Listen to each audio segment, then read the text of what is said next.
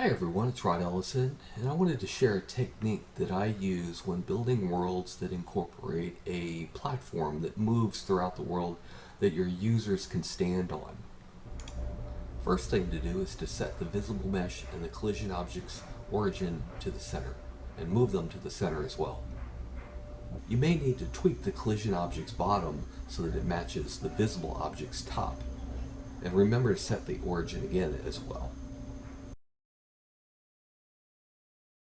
Select the curve object that you want your visible mesh to move around on and adjust the frame count so that it matches the number of frames required for the length of time that it should ride. Now select your visible mesh and add a follow path constraint and set the target to be that of your path or your Bezier. Now bake the animation onto your visible mesh object and make sure the frame count matches that of your path or curve total frame count.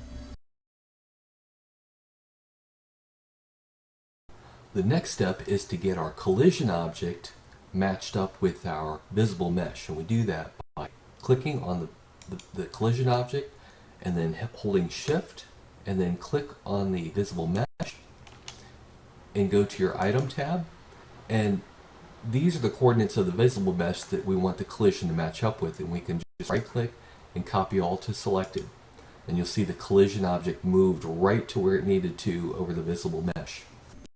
Now, parent the collision object underneath of the visible mesh, and very importantly, select the collision object as a child and hit Apply All Transforms. Now, similar as before, select the child cylinder collision object and bake an action for it. Use the same properties as before. It's ultimately the collision object's animation that's important, so we can get rid of the visible mesh's animation. For the collision object's animation, it is important though to remove the rotation and the scale keyframe elements.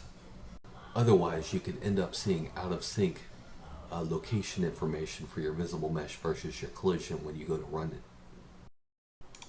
Now, parent the visible mesh as a child underneath of the collision object, similar as before with Keep Transform. You don't need to apply all transforms to the visible mesh as a child. Be sure to give the collision object's animation a good name that you can remember so that you can then select the trigger object and set Run on Start and apply that animation as a loop. You're now ready to export your Nowhere world with a rideable transport.